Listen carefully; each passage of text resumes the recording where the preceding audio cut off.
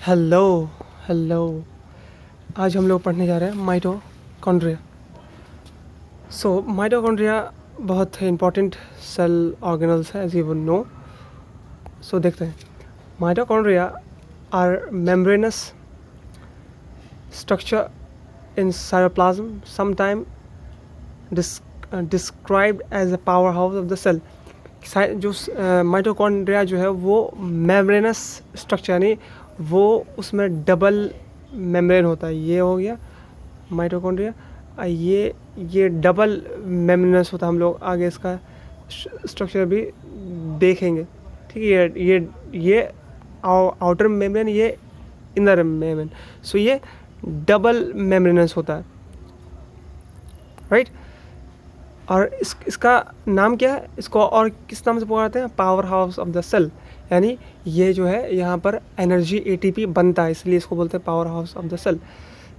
As figure number हम लोग 5 ये यहाँ पर दिखाया गया है। सही है, आगे बढ़ते आगे। वेट, अब आगे कहाँ गया? They are central to aerobic respiration, the process by which the chemical energy is made available in the cell। यानी यहाँ पर इसमें क्या होता है, इसका काम क्या है, यहाँ पर होता क्या है माइटोकॉन्ड्रिया में? असल तौर पर क्या होता है? Aerobic respiration. एरोबिक और एनारोबिक का आपको मतलब पता होगा। एरोबिक रिस्पिरेशन की एटीपी टूटता है in the presence of oxygen, और एनारोबिक वहाँ पर क्या होता है? वहाँ भी एनर्जी टूटता है, बट लेक ऑफ ऑक्सीजन, वहाँ पर ऑक्सीजन की कमी होती है, लेकिन यहाँ पर प्रेजेंस ऑफ ऑक्सीजन। ठीक है, this is in the form of ATP which releases energy which when the cell breaks it. यानी क्या होता है कि एनर्जी एटीपी बनता है यहाँ पर, कहाँ पर? माइटोकॉन्ड्रिया में, और एनर्जी को रिलीज़ करवाता है। मतलब एनर्जी रिलीज होता है इन द फॉर्म ऑफ एटीपी। यानी जो हम लोग खाना लिए वो खाना टूटेगा कहाँ पर? माइटोकॉन्ड्रिया में। ठीक, synthesis of ATP is most efficient in the final stage of aerobic respiration, a process which oxygen require. यानी सिंथेसिस ऑफ एटीपी होता है, और फाइनल स्टेज में क्या होता है कि जो एटीपी बनता है, ठीक है, जो खाना खाए उसको यूज़ करके। और एरोबिक रिस्पिरेशन, यानी ये बनता है किस तरीके से? एटीपी किस तरीके से बनता है? ये एरोबिक रिस्पिरेशन के तरीके से बनता है। यानी ऑक्सीजन चाहिए। यानी हम जो खाना खाएं और वो खाना गया हमारे सेल में, इसको इमेजिन करें, क्या हम खाना खाएं, वो सारे सेल में गया, और फिर हम ऑक्सीजन लिए। ठीक, तो वो ऑक्सीजन क्यों लिए? क्योंकि अब वो माइटोकॉन्ड्रिया में ऑक्सीजन जाकर खाना को तोड़ेगा, उससे हमको क्या मिलेगा? एटीपी, उससे हम लोगों को एनर्जी मिलेगा। बस वही खेल है यहाँ पर, राइट। उसके बाद क्या है? ये पेज है। The greatest number of mitochondria कहाँ पर पाया जाता है? एग्जाम्पल लिवर सेल में, विच लिवर, मसल्स एंड स्पर्मेटोजोआ। यानी सबसे ज़्यादा माइटोकॉन्ड्रिया पाया कहाँ जाता है? लिवर में, क्योंकि लीवर को बहुत बहुत एनर्जी की ज़रूरत है, क्योंकि लीवर जो है वो आपके डिटॉक्सिफाइंग करता है ब्लड को, राइट। और भी बहुत सारे काम है। लीवर बाइल रिलीज़ करता है, और जो मसल्स है इसमें तो एनर्जी ही चाहिए। अगर हम लोग मसल्स में एनर्जी नहीं होगा तो हम लोग अपने हाथ को हिला नहीं पाएंगे, राइट। अपने बॉडी हम लोग खुद चल नहीं पाएंगे। तो मसल्स में बिल्कुल बहुत अमाउंट में माइटोकॉन्ड्रिया होना ही चाहिए। स्पर्मेटोजोआ, यानी जो स्पर्म जो होता है, जो स्पर्म को चलने के लिए, ये हो गया स्पर्म। अगर सिंपल बनाया जाए तो ये माइटोकॉन्ड्रिया जो यहाँ पर होता है, यहाँ पर वो प्रोवाइड करता है कि वो स्पर्म जो है वो ट्रैवल कर सके। यानी वो ट्रैवल करेगा तब तो वो फीमेल रिप्रोडक्टिव ट्रैक में जाएगा। उसको एनर्जी कौन देता है? माइटोकॉन्ड्रिया, स्पर्म को भी। उसके बाद आते हैं राइबोसोम का फंक्शन। राइबोसोम क्या है, ribosomes these are tiny granules compose of RNA and protein. They synthesise protein from amino acid using RNA as a template. यानी राइबोसोम कहाँ पर रहता है? राइबोसोम जो है वो एंडोप्लाज्मिक रेटिकुलम में भी, यानी रफ एंडोप्लाज्मिक में भी रहता है. ये हो गया हमारा न्यूक्लियस. और इसमें जो हो गया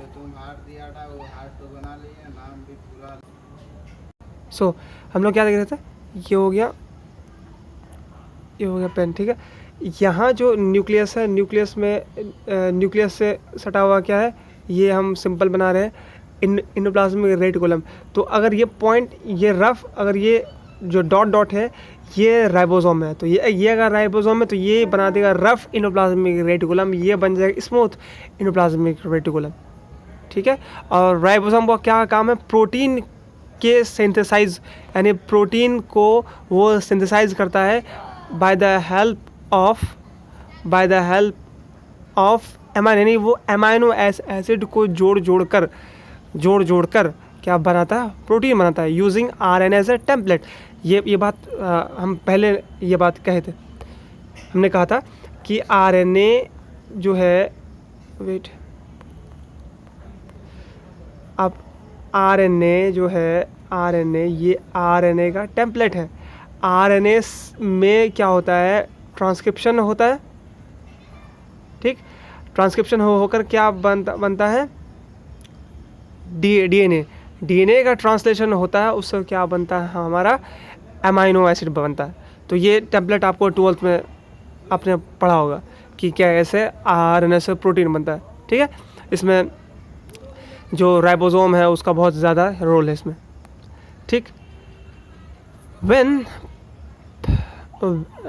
present in free unit or in a small cluster in cytoplasm, the ribosome makes protein for the use of within the cell. जब साइटोप्लाज्म में होता है राइबोसोम तो वो सेल के लिए क्या बनाता है? प्रोटीन बनाता है. These include the enzyme required for metabolism. और इस मेटाबॉलिज्म के लिए हमें क्या ये चाहिए? एंजाइम चाहिए. Metabolism pathway consists of a series step each driven by specific enzyme. ये जो मेटाबॉलिज्म होता है, यानी जो प्रोटीन बनता है, वो स्टेप वाइज होता है. Ribosome are also found on the outer nuclear envelope. कहाँ पर? रफ एंडोप्लाज्मिक रेटिकुलम, हमने पहले ही कहा. Where they manufacture protein and export from the cell. बहुत ही इंपॉर्टेंट जो हमने कहा कि सेल साइटोप्लाज्म में भी होता है और रफ एंडोप्लाज्मिक में डॉट फॉर्म में राइबोसोम होता है. उसका काम क्या होता है? प्रोटीन को बनाना, और वो प्रोटीन जो है वो ट्रांसफ़र कर देता है गोल्जी एपरेटस में, और उससे ट्रांसफ़र होता है सेल मेम्ब्रेन या जहाँ पर भी उसको ज़रूरत हो, जहाँ पर भी सेल में उसको ज़रूरत हो. ठीक, ये हो गया. उसके बाद हम लोग आते हैं रफ एंडोप्लाज्मिक रेटिकुलम. अब endoplasmic reticulum is an extensive series of interconnecting membranous canal in a cytoplasm. They are two types, smooth and rough. Smooth endoplasmic reticulum synthesize lipid, steroid hormone, and also associated with detoxification of some drug. यानी जो smooth का काम क्या है, ये हम बना रहे इधर, ये बना लिए हम न्यूक्लियस, सॉरी, ये बना न्यूक्लियस से हटकर ये हो गया मेम्ब्रेनस टाइप. पहली कहा बुक मेम्ब्रेनस. ठीक है, sorry for bad drawing but I am trying my best in this small screen. ये हो गया जो हमने ये डॉट बनाई, ये है राइबोसोम. तो इसको हम लोग क्या बोलते हैं? रफ ER, और इसको क्या बोलते हैं? Smooth ER। तो हम इसका फंक्शन बोल रहे हैं, इसका फंक्शन है अभी क्या करने का, स्मूथ एंडोप्लाज्मिक का लिपिड बनाना, synthesise lipid, steroidal hormone, right, and detoxification some drainage, कुछ ड्रग को डिटॉक्सिफाई करता है, कौन, स्मूथ, ठीक है, राइट। सॉरी वो मिट गया, ठीक है कोई बात नहीं, अब तो समझ गए स्मूथ कौन है, रफ कौन है, रफ जो ई था। अब क्या, some of the lipid are use to replace and repair plasma membrane and membranous organelles. सही बात है कि वो जो लिपिड बनाएगा वो कहाँ जाएगा, वो प्लाज्मा मेम्ब्रेन को रिपेयर करने के लिए, क्योंकि हमने क्या पढ़ा है कि plasma membrane is made up of lipid and protein. तो जो स्मूथ एंडोप्लाज्मिक रेटिकुलम लिपिड बना रहा है वो कहाँ जाएगा, बहुत गौर सुने, वो कहाँ जाएगा, रिपेयरिंग करने के लिए, अगर कहाँ पर, सेल मेम्ब्रेन को और कुछ ऑर्गेनल्स को जहाँ पर उसको ज़रूरत है। और rough endoplasmic ER is with ribosome, obviously rough जो है वो राइबोसोम के साथ रहेगा। These are the site of synthesis of protein, some of which are exported from the cell. और सही है, ये इसमें क्या बोल रहा है कि जो हमने बनाया था, जो रफ है वो रफ एंडोप्लाज्मिक रेटिकुलम जो है वो फिर से हम बना देते हैं इसको।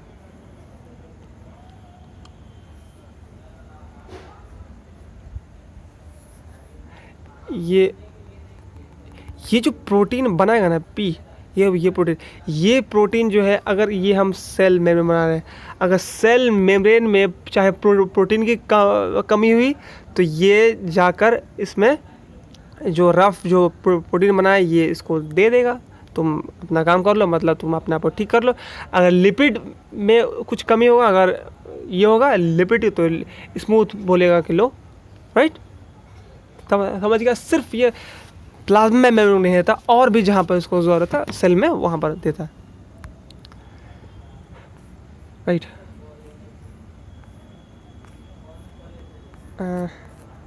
उसके बाद आता है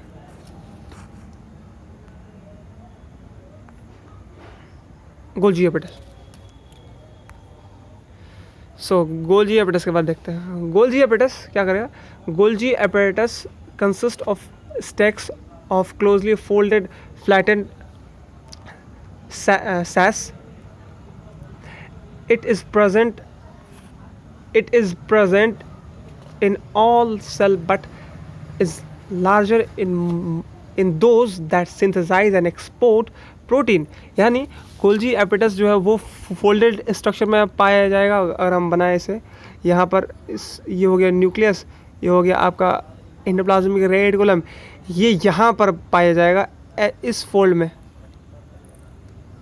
ऐसे पाया जाता है, जगह नहीं है, हम सॉरी फॉर दैट, ठीक है। ये इसका काम क्या है, जो प्रोटीन बना या लिपिड बना ये यहाँ पर आएगा, यहाँ पर स्टोर है, उसके बाद यहाँ से जाएगा प्रोटीन और लिपिड कहाँ, प्लाज्मा मेम्ब्रेन में, ठीक है, ठीक है। तो ये बात हो गई। The protein move from the endoplasmic, जो हमने अभी कहा, जब protein move from the ER endoplasmic reticulum to the Golgi apparatus where they are packed into membranous membrane bound vesicles. The vesicles are stored and when needed they move to the plasma membrane and fuse it. The content are expelled secreted from the cell is called exocytosis।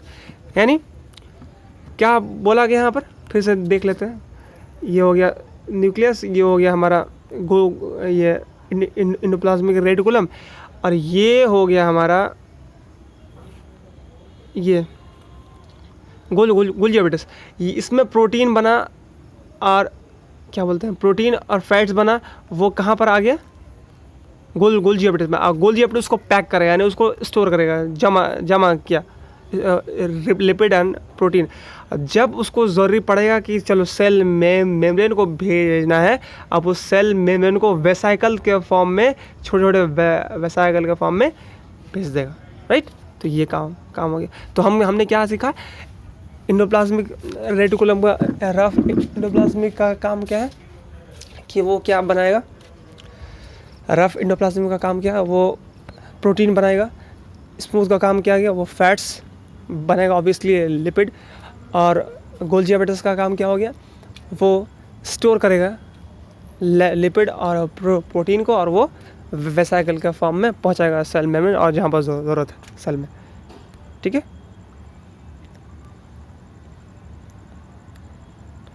उसके बाद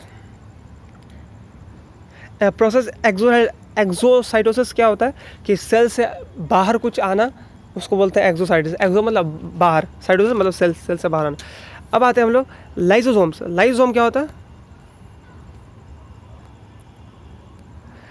Lysosome are small membranous vesicle pinch off from Golgi apparatus. Golgi apparatus ही ये बनता है.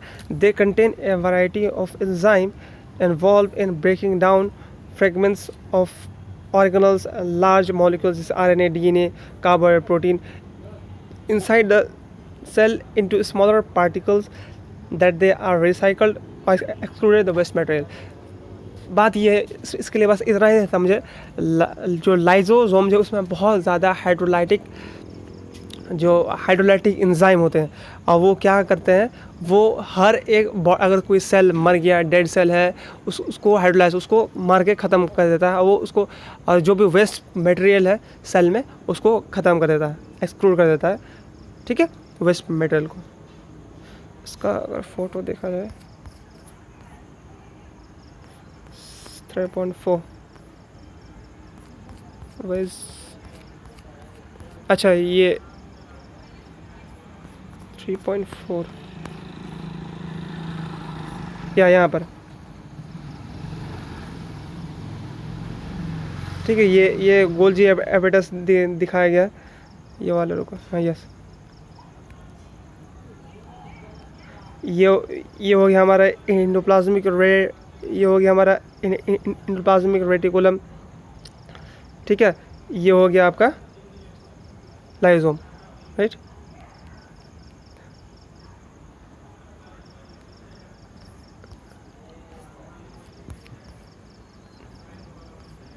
कहाँ गया?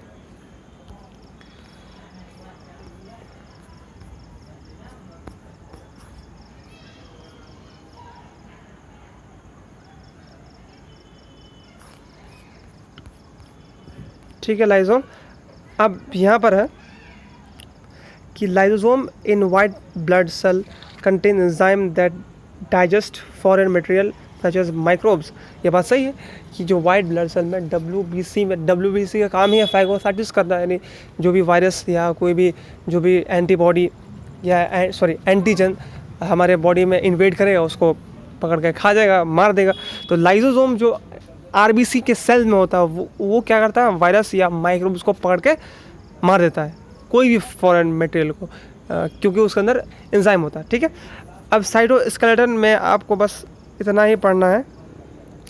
ये है हमारा साइटोस्केलेटन, ये मतलब साइटोप्लाज्म में जो भी है, ये हो गया साइटो, और ऑर्गेनल्स को छोड़कर ये हो गया जो येलो देख रहे हैं, ब्लू देख रहे हैं, दीज और साइटोस्केलेटन। ठीक है, साइटोस्केलेटन में आपका जो मेन है अभी के लिए हम लोग पढ़ते हैं, जो अभी काम जो देगा वो है सेंट्रोसोम। ठीक है, बस सेंट्रोसोम ही, उसके बाद आप नहीं पढ़े तो अच्छा है। उसके बाद आगे ये सब आएगा, we will discuss after some. या ये है सेंट्रोसोम। सेंट्रोसोम काम है, this directs organization of microtubules within the cell. It consists of pair of centriole and play important role in the cell division. इसमें इतना ही है कि जब ये हो गया सेल है ना, और ये होगा आपका, मान लीजिए ये सेंट्रोसोम है। ठीक है, जब ये क्रोमोसोम को आप जब सेल डिवीज़न अभी पढ़ना हम लोगों को माइटोसिस, ये क्रोमोसोम को हाफ जगह में ये आधा जब करेगा तो ये स्पिंडल फाइबर निकालेगा कौन, सेंट्रोसोम। यानी इसका काम क्या है, सेल डिवीजन में काम करना। तो हम लोग माइटोसिस में पढ़ेंगे, इसलिए हम लोग ये पढ़ लिए। ठीक, स्टेशन नहीं पढ़ना है। अब है सेल साइकिल और सेल डिवीजन। ये जो सेल साइकिल है, cell division, we will see after this lecture. ठीक है, तो बस यहीं तक रखते हैं। We will see soon, bye bye.